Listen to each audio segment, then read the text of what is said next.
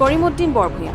কংগ্ৰেছৰ দুদিনীয়া কাৰ্যসূচী লৈ এয়া ইউডিএফৰ কটাক্ষ। এআইচিচিৰ নেতৃত্বই প্ৰকৃত কংগ্ৰেছৰ সৈতে নহয় বিজেপিৰ সৈতেহে বৈঠকত মিলিত হ'ব কালি। আমি এআইচিচিক পত্ৰ লিখি জনাইছো কংগ্ৰেছত বহু বিজেপিৰ মানুহ। কংগ্ৰেছত গাদ্দাৰ থকালৈকে আমি কোনো ধৰণৰ আলোচনা নকৰোঁ। যেতিয়ালৈকে কংগ্ৰেছ বিজেপি মুক্ত নহয় মিত্ৰতা সন্দৰ্ভত আগ নাবাঢ়ে।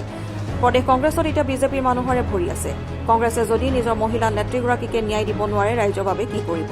কংগ্ৰেছে নিজৰ মহিলা প্ৰেচিডেণ্টগৰাকীৰ অভিযোগ আছিলে যদি এটা তদন্ত কমিটি কৰি তেওঁক ন্যায় দিব পাৰিলে তেওঁক কোৰ্টৰ কাষত বা পুলিচৰ কাষত ল'ব লাগিব। কংগ্ৰেছৰ প্ৰাইম ডিউটি আছিলে যে তেওঁলোকৰ পাৰ্টিৰ মহিলা নেত্ৰীজনী এটা জাষ্টিচ দিয়া, তেওঁৰ অভিযোগখিনি কনফিডেন্সত লৈ তেওঁক এই পজিশ্যনত ৰখাৰ দায়িত্ব আছিলে যে তেওঁ যাতে পুলিচৰ তাত নাযায়। পুলিচৰ তাত গ'লে বিজেপিতো সুযোগ ল'বই, চান্স ল'বই, ল'লে আৰু বিজেপিতো কিবা এটা পালেই পলিটিক্স কৰে। আমাৰ মুখ্যমন্ত্ৰীজনৰ তো একো প্ৰব্লেম নাই, যি পায় য'তে পায় যেনেকে পায় কিবা এটা পলিটিক্স কৰিলে হ'ল, পলিটিক্স কৰি দিলে। আচলতে এই বস্তুটো ডুমডুমাৰ কেছটোত ইমান পুলিচ চিৰিয়াছ কিয় নাই? ডুমডুমাৰ কেছত মোক কওক, ডুমডুমাৰ কেছত ছোৱালীজনী তাতেওতো মহিলা, তাত পুলিচ ইমান চিৰিয়াছ হৈছে নেকি? মোক কওক, যিমান অংশীদাৰ তথ্যৰ তাত হৈছে, কিন্তু পলিটিক্স আছে, পলিটিক্স কৰিছে একদম ক্লিয়াৰ। কিন্তু কংগ্ৰেছে ফেইল কৰিছে, তাত একেবাৰে ভালকে ফেইল কৰিছে যে অংশীদাৰ তথ্যক এটা কমিটি কৰি কথা বতৰাৰ মাজত কৰি দিলে। আজি আৰু ৰাইজে চাই আছে, নিজৰ মহিলা নেত্ৰীগৰাকীকো যদি জাষ্টিচ দিব নোৱাৰে, তেতিয়া ৰাইজক কেনেকা দিব? এইবিলাক কংগ্ৰেছ আগতে বিজেপি মুক্ত হওক, বিজেপি মিক্স কংগ্ৰেছৰ কোনো কথা নাই, ক্লিয়াৰ হওক, ছাছপেণ্ড কৰক, ৰাইজৰ আগত ক্লিয়াৰ হওক, আমাৰ আগত হ'ব নালাগে। তাৰপিছত আজি বিজেপিৰ বিপক্ষে গৈ যেতিয়া কথা কব, মাইকডাল ধৰিব, তেতিয়া ৰাইজে মিটিঙৰ পৰা কি কব? এই মানুহজনতো তোমাৰ চিএলপিয়ে কৈছে তুমি বিজেপি হয়, তুমি গাদ্দাৰ হয়, তুমি কুলাংগাৰ হয়, কব না নাই? তেতিয়া বিজেপিৰ বিৰুদ্ধে কথা কবলৈ সাহস আছিল, কব পাৰিব নেকি? নোৱাৰে।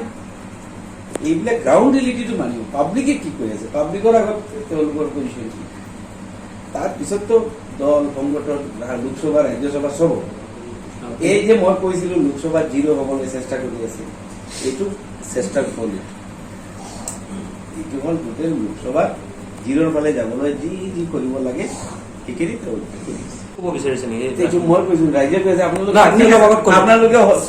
2-3টা পাৰ্টি বাদ দি বাকীখিনি 5-6টা পাৰ্টিৰ লগত নামি নাজানে। মই এইটো কথা কৈছো, ধৰি ললো এটা কথা কলো, কিবা এটা সঁচা বস্তুৰ ওপৰত ভিত্তি কৰি কথা কওক না। মই ৰাইজৰ দলৰ কথা কৈ আছো, এমএলএ এজন আছে, লুৰিণজ্যোতি ডাঙৰীয়াৰ এটা পাৰ্টি আছে, এক্টিভিটি আছে,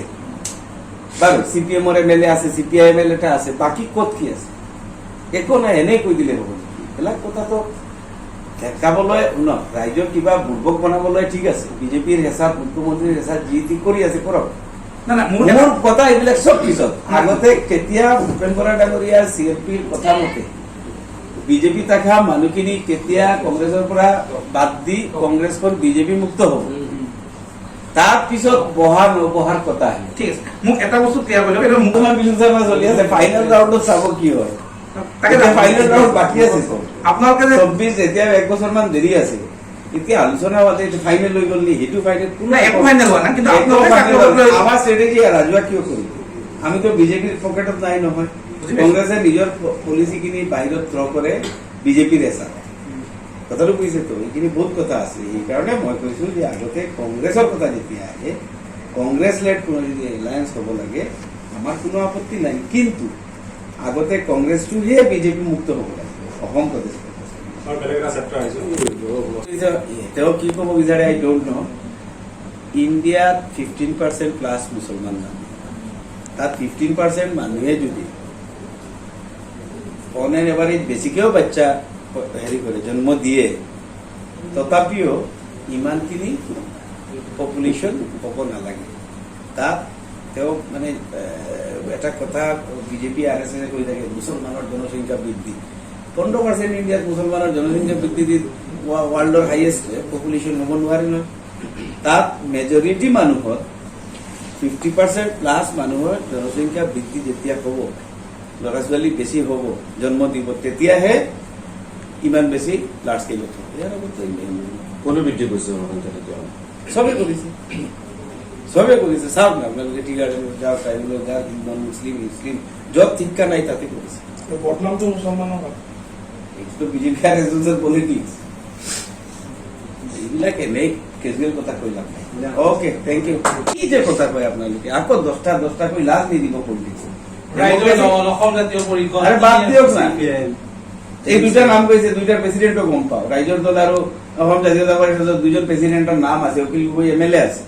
লুরিন জ্যোতি গগৈ স্টুডেন্ট ফ্রন্টের পর বাকি আটটার নাম ককছুন একের আগে আপনি ককছুন ডাঙরিয়া বাকি আটটা নাম কেউ মুখে দিন ওলায় তৃণমূল কংগ্রেস হ্যাঁ তৃণমূল কংগ্রেসও না যায় তৃণমূল কংগ্রেস ইখন পৰা এমপি আছিলে পাৰ্টি প্ৰেসিডেন্ট আছিলে বাকি ক্লাবৰ নিচাৰা আপোনালোকে এইবিলাক কথা ৰাইজৰ মাজত আনা গণতন্ত্ৰ দখল পলিটিক্যাল পাৰ্টি কেইটাৰ দায়িত্ব নহয় মিডিয়াৰও দায়িত্ব আছে আপোনালোকে সঁচা টিএমসি কথা ঠিক আছে টিএমসি ৰাইজৰ দল অসম জাতীয়তাবাদী পৰিষদ এইবিলাক ঠিক আছে কওক CPI যাব কওক না লোকসভা নিৰ্বাচন আমার মূল কথা হল প্রথম অসম প্রদেশ কংগ্রেস কমিটি বিজেপি মুক্ত হব লাগে ফার্স্ট তার পিছত বিজেপির লগত কিন্তু বিজেপির মানুষলৈ বিজেপির লগত যুঁজ দিয়া সম্ভৱ নেকি আপোনালোকে কওক না বিজেপিক উৎখাত কৰিবৰ কাৰণে মানুহলৈ বিজেপি উৎখাত কৰিব নেকি চিএলপিয়ে কয় আমাৰ দলৰ সব মানুহ বিজেপি তেওঁলোকে কাক লৈ মিটিং পাতিব এইটো মোৰ কুৱেশ্যন আচ্ছা ভূপেন বৰা ডাঙৰীয়াই কয় আমাৰ দলত সব বিজেপি তাৰপিছত কাক লৈ হেৰি কৰিব এতিয়া এইবিলাক কথা আহে নেকি ভাবি মুখ্যমন্ত্ৰী দৌৰত আছে মানে চেয়াৰমেন আলীয়ে যোৱাকালি ক'লে যে গৌৰৱ গগৈ আছে দেৱব্ৰত শইকীয়া নিজেও বিচাৰি আছে এইটো মই নাজানো তেওঁলোকৰ মাজত কি কাজিয়া চেয়াৰমেন কংগ্ৰেছৰ বিধায়ক তেওঁ ক'ব পাৰিব কংগ্ৰেছৰ ইণ্টাৰনেল কিন্তু মই যিখিনি ৰাজহুৱাকে দেৱব্ৰত শইকীয়া আৰু বিচিচি প্ৰেচিডেণ্টে কৈছে আমাৰ দলত 24জন এমএলএ আছে তাৰ লগত এজন মুখ্যমন্ত্ৰী আছে আৰু হেৰিয়ে ক'লে যে মোৰ কথা কোৱাখিনি 100% কাৰেক্ট সব মানুহে বিজেপিত ভোট দিছে তাৰপিছত আকৌ বিজেপিৰ বিৰুদ্ধে যুঁজ দিবলৈ মিটিং কৰাৰ তাৎপৰ্য কি অৰ্থ কি তাত কিবা ইম্পৰ্টেঞ্চ আছে না নাই এক্সিষ্ট কৰে নি এনেকা মিটিং এনেকা লাজ লাগে আপোনালোকে সোধা নাই নেকি মোক যেনেকা সুধিছে কিয় নিমন্ত্ৰণ কিয় সোধা নাই নেকি আপোনালোকে যে এই বিজেপিৰ মানুহখিনি লৈ বিজেপিৰ বিৰুদ্ধে কেনেকা মিটিং কৰিব কি মিটিং কৰিব AICC বা কি কৰিব বিজেপিৰ মিটিং চলি আছে কংগ্ৰেছৰ মিটিং নাইতো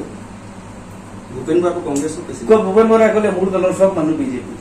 দেৱব্ৰত শইকীয়াই ক'লে মোৰ কোৱা কথা তেওঁলোকে ক'লে সব মানুহ সেই মানুহখিনি লৈ মিটিং কৰিব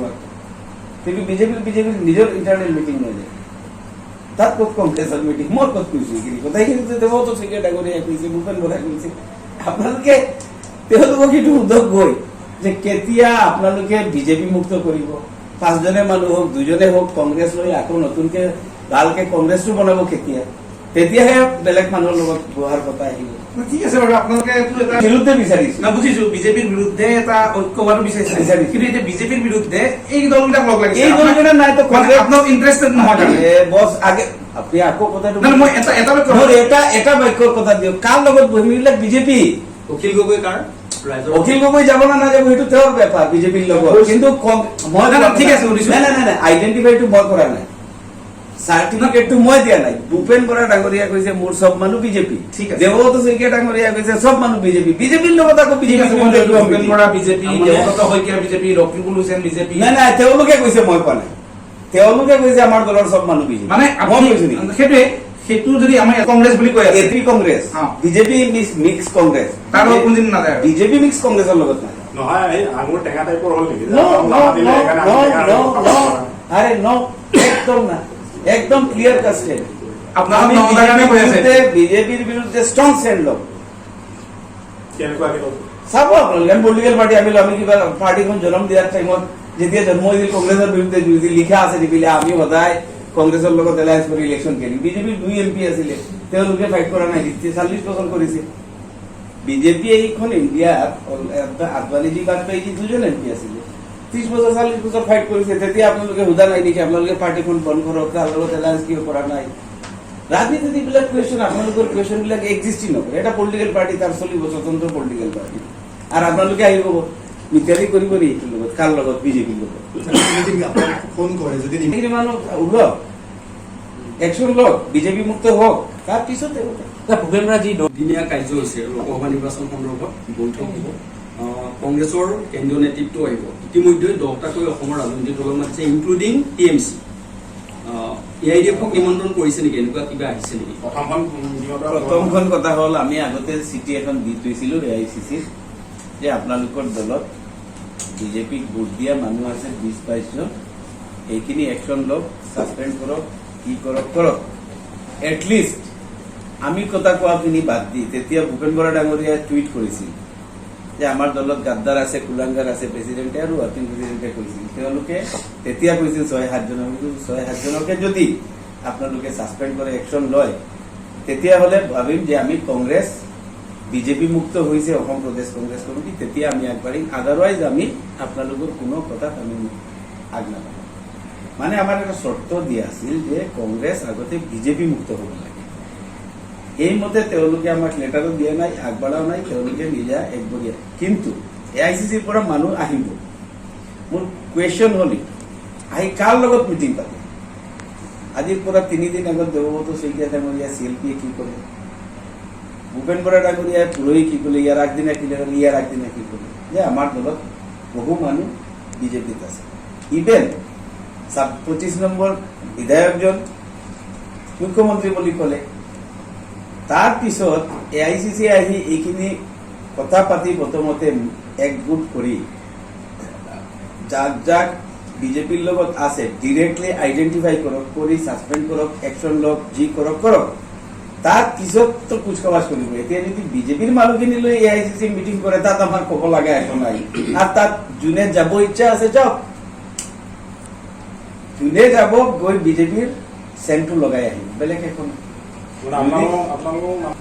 আমি নাযাওঁ আমি ক'ত বিজেপিৰ লগতে মিটিং কৰিবলৈ বিজেপিৰ বিৰুদ্ধে যুঁজ দিবলৈ যাম নেকি আমি কি ন কিয় যাম বিজেপিৰ লগত আমি যাম মই এছেম্বলিত আছিলে তেতিয়া আছিলে এতিয়া চব মানুহখিনি হিমন্ত বিশ্বৰ লগত আছে তেওঁলোকে কৈছে মোৰ কথা আমি মিত্ৰতাৰ কথা এতিয়াও কৈ আছো এতিয়াও মিত্ৰতাৰ কথা কৈ আছো কোনটো মিত্ৰতা গম পাইছে নেকি সঁচা অৰ্থত বিজেপি বিৰোধী ৰাজনৈতিক দলখিনি এক হ'ব তাত যদি অসম প্ৰদেশ কংগ্ৰেছ পৰে তেতিয়াহ'লে ঠিক আছে তাত যদি নপৰে তেতিয়াহ'লে নাই অসম প্ৰদেশ কংগ্ৰেছ কমিটি এই মুহূৰ্তে বিজেপিৰ বিৰুদ্ধে এটা ৰাজনৈতিক ফ'ৰ্চ বুলি পলিটিকেল ফ'ৰ্চ বুলি অসমৰ কোনো মানুহে নাভাবে গুৱাহাটীৰ পৰা ব্যুৰ' ৰিপৰ্ট SN India 24